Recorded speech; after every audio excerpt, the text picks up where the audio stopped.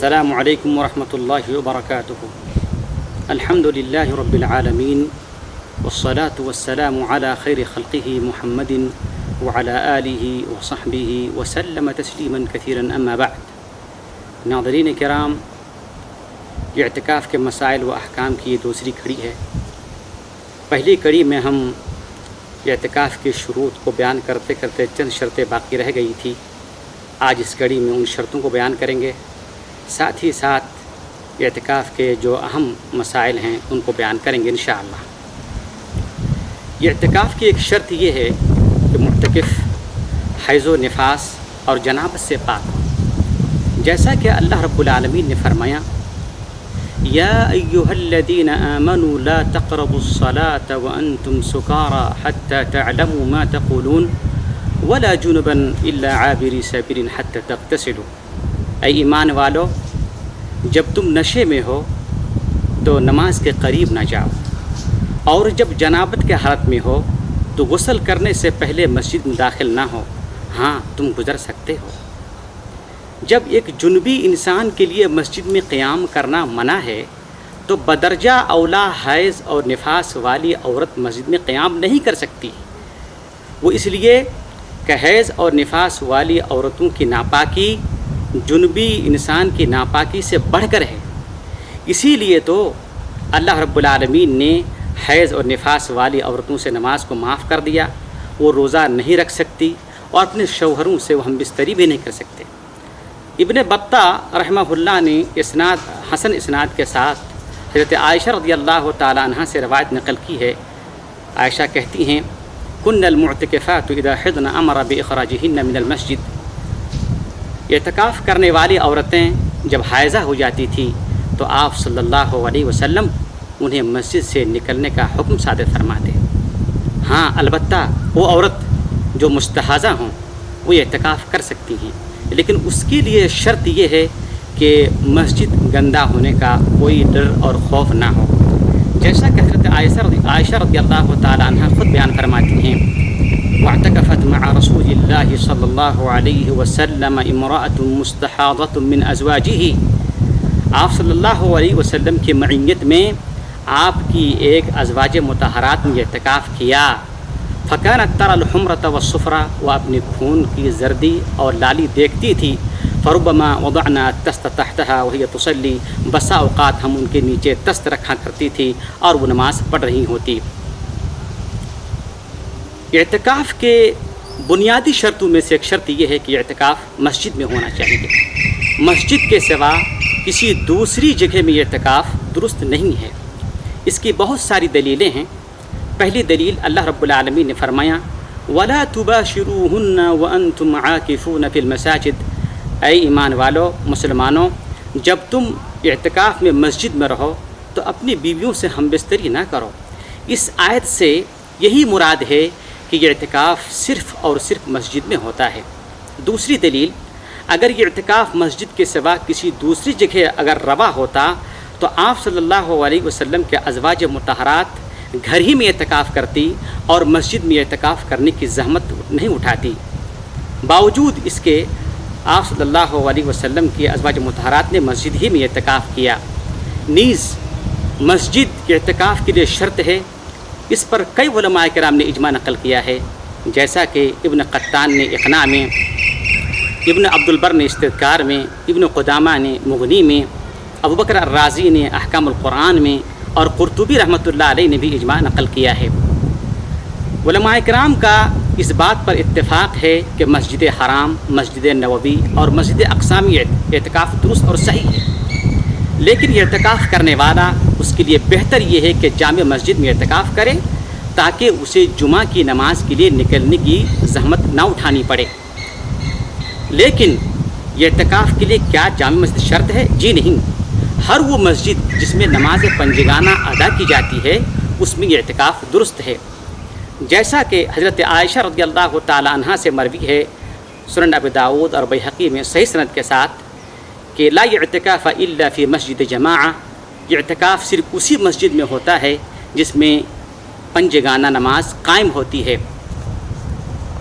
مرد اور عورت کے لیے مسجد کا ہونا شرط ہے، لیکن فرق اتنا ہے کہ عورتیں ہر اس مسجد میں اعتکاف کر سکتی ہیں جس میں چاہے جمعہ قائم ہو، جمعہ قائم نہ ہو، نماز پنجگانہ ہو، نماز پنجگانہ نہ ہو، ہر وہ مسجد جس کو مسجد کہا جاتا ہے، جو مسجد ہے اس میں عورتیں اعتکاف کر سکتی ہیں۔ مثال کے طور پر کوئی مسجد بنی تھی پہلے، اب وہ مسجد جو ہے ویران ہے، اس میں لوگ نماز نہیں پڑھ رہے ہیں، تو اس میں بھی عورت اعتکاف کر سکتی ہے، اس لیے کہ عورت کے لیے جمعہ کے لیے نکلنا واجب نہیں ہے اور نہ ہی جماعت کے ساتھ نماز پڑھنا ان کے لیے واجب ہے۔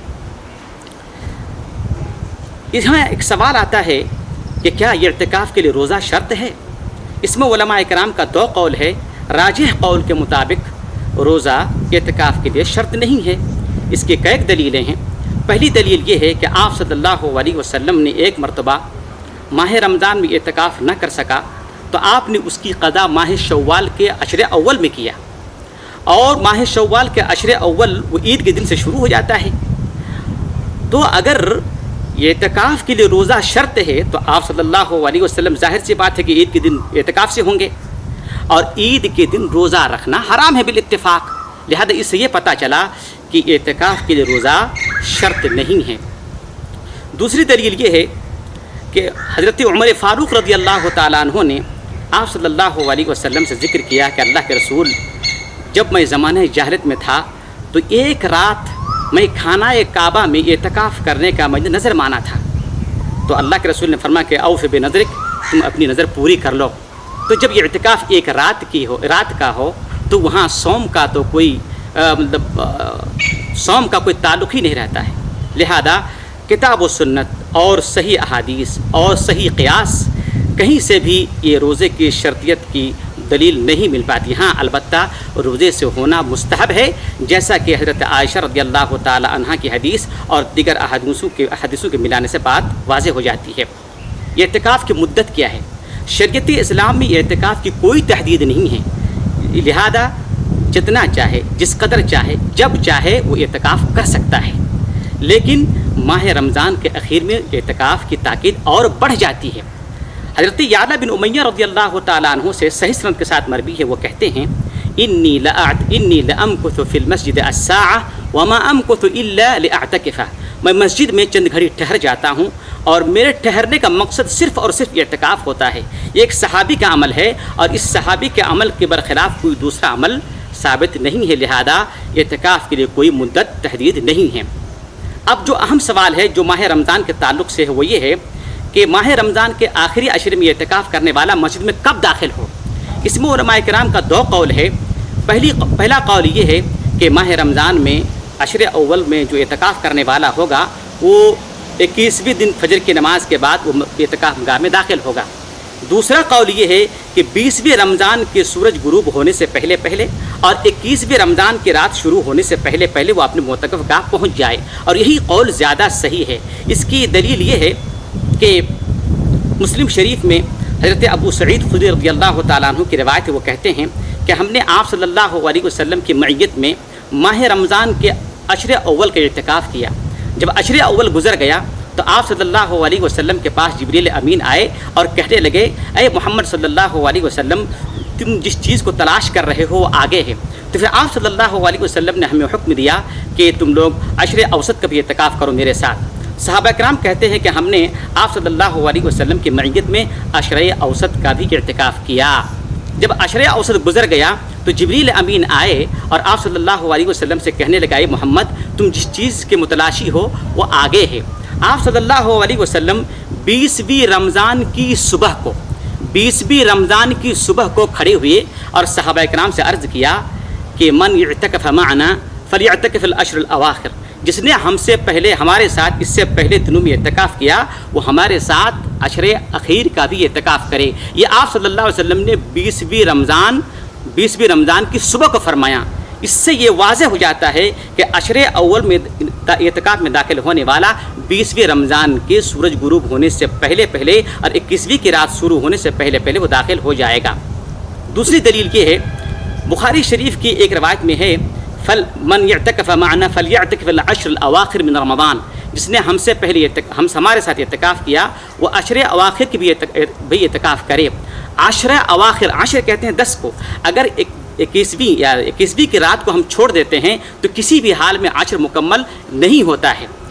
تیسری دلیل اس کی یہ ہے، مسلم شریف کی ایک روایت میں ہے کہ آپ صلی اللہ علیہ وسلم نے جب صحابہ کرام کو یہ کہا کہ ہمارے ساتھ عشر اواخر کے بھی اعتکاف کرو، یہ 21ویں کی رات تھی، 21ویں کی رات تھی، پتہ یہ چلا کہ 21ویں کی رات بھی یہ اعتکاف کے اندر شامل ہے۔ اس کی اور ایک دلیل یہ ہے کہ اعتکاف کی بنیادی حکمتوں میں سے ایک حکمت یہ ہے کہ شب قدر کی تلاش، اور ہم سب کو اچھی طرح پتہ ہے کہ شب قدر عشر اواخر کے طاق راتوں میں ہوتا ہے۔ اب اگر ہم 21ویں کی رات کو چھوڑ دیتے ہیں تو بڑا ہی احتمال ہے کہ ہم سے شب قدر چھوٹ جائے۔ اعتکاف کرنے والا اعتکاف گاہ سے کب نکلے؟ اعتکاف کرنے والا اعتکاف گاہ سے جب ماہ شوال کا چاند طلوع ہو جائے وہ نکل جائے گا۔ بہت سارے سلف صالحین تابعین سے یہ مروی ہے کہ معتکف اعتکاف گاہ سے مباشرتاً براہ راست عیدگاہ چلے جائے، یہ اس کے لیے بہتر ہے تاکہ اعتکاف اور عید دونوں عبادت میں کسی طرح کا فاصلہ نہ ہو۔ لیکن یہ تابعی سے مروی ہے، اور کسی چیز کے استحباب اور سنت کو ثابت کرنے کے لیے کتاب اللہ یا پھر سنت رسول یا اجماع یا قیاس صحیح یا کم سے کم صحابہ کا عمل ہونا چاہیے۔ اس میں نہ کتاب اللہ ہے اور نہ سنت رسول ہے، نہ اجماع ہے، نہ قیاس ہے، نہ کسی صحابی کا عمل کسی صحیح سنت سے ثابت ہے، لہذا اس کو استحباب کہنا یہ صحیح نہیں ہے۔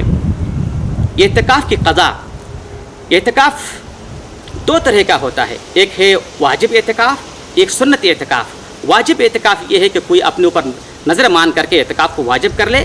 اگر کسی نے واجب اعتکاف کو کسی بنیاد پر چھوڑ دیا تو اس کے لیے واجب اعتکاف کی قضا کرنا واجب ہے، لیکن اگر کسی نے سنت اعتکاف کو چھوڑ دیا تو اس کے لیے قضا کرنا سنت ہے۔ اس کی دلیل یہ ہے، آپ صلی اللہ علیہ وسلم نے ایک مرتبہ ماہ رمضان کا اعتکاف چھوڑ دیا اور پھر آپ نے ماہ شوال میں اس کی قضا کی، لیکن آپ کے ازواج مطہرات نے قضا نہیں کی۔ پتہ یہ چلا کہ سنت اعتکاف کی قضا سنت ہے۔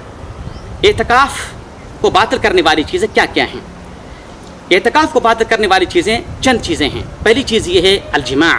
اعتکاف کرنے والا ہم بستری نہیں کر سکتا ہے، جیسا کہ اللہ رب العالمین نے فرمایا وَلَا تُبَاشِرُوهُنَّ وَأَنْتُمْ عَاكِفُونَ فِي الْمَسَاجِدِ، جب تم مسجدوں میں اعتکاف سے رہو تو اپنی بیوی سے ہم بستری نہ کرو۔ دوسری چیز مقدمات الجماع، بوس و کنار ہونا، بوسہ لینا، مباشرت کرنا، اس سے اعتکاف باطل ہو جاتا ہے۔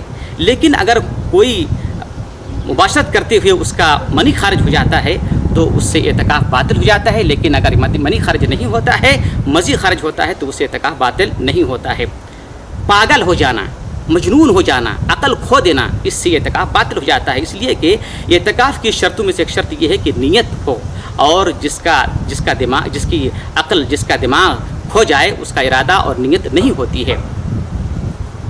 یہ بات اعتکاف کو باطل کرنے والی چیزوں میں سے ایک چیز یہ ہے کہ اعتکاف کرنے والا نیت چھوڑ دے، نیت توڑ دے، نیت چھوڑ دے، نیت یہ کر لے کہ میں اعتکاف میں نہیں ہوں، تو اس کا اعتکاف باطل ہو جاتا ہے، اس لیے کہ اعتکاف کی بنیادی شرطوں میں سے ایک شرط یہ ہے کہ نیت برقرار رہے۔ اعتکاف باطل کرنے والی چیزوں میں سے ایک چیز یہ ہے کہ اعتکاف کرنے والے عورت کا حیض اور نفاس کا خون آ جائے تو اس سے اعتکاف باطل ہو جاتا ہے۔ اعتکاف باطل ہو جاتا ہے بیجا بلا ضرورت مسجد سے نکل جانے سے۔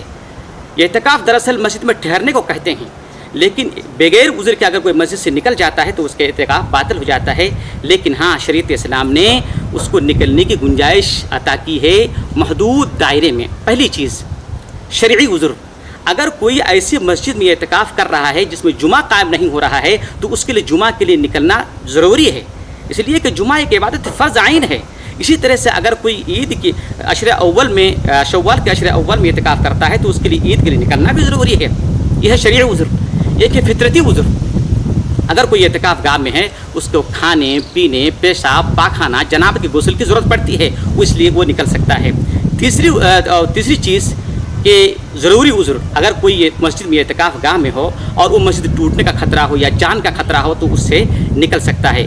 کیا اعتکاف گاہ سے مریض کی عیادت اور جنازے کے لیے نکل سکتا ہے؟ جی ہاں، صحیح قول کے مطابق وہ جنازہ اور یا مریض کی عیادت کے لیے نہیں نکل سکتا ہے، لیکن اگر کوئی مریض یا کوئی میت ایسا ہو جو ان کا بہت ہی قریبی رشتہ دار ہو اور اس پر اگر اس کا حق ہو تو اس کے لیے نکلنا جائز ہے، جیسا کہ محققین علماء کرام کا کہنا ہے۔ اعتکاف گاہ میں کن کن چیزوں سے ہم کو پرہیز کرنا چاہیے؟ اعتکاف گاہ میں دنیاوی چیزوں سے ہم کو پرہیز کرنا چاہیے، اس کو زیارت کا اڈا، گفتگو کا گہوارہ نہیں بنانا چاہیے، اور دنیاوی امور سے پاک رہنا چاہیے۔ وہاں خرید و فروخت، بیچ و خرید یہ سب نہیں ہونی چاہیے۔ اعتکاف گاہ میں مستحب عمل یہ ہے کہ اعتکاف گاہ میں اعتکاف کرنے والا خیمہ لگا لے۔ اس سے آپ صلی اللہ علیہ وسلم نے خیمہ لگایا تھا، اور اس میں قرآن کی تلاوت، ذکر و اذکار، توبہ و استغفار، تکبیر و تحلیل، تحمید و تسبیح، الغرض اللہ کی اطاعت میں وہ گزارے۔ اللہ تعالیٰ سے دعا گو ہے کہ اللہ رب العالمین ہم تمام کو کتاب و سنت کے موافق اعتکاف کرنے کی توفیق عطا فرمائے۔ ھذا وصلی اللہ علی نبینا محمد وعلی آلہ وصحبہ وسلم۔ السلام علیکم ورحمۃ اللہ وبرکاتہ۔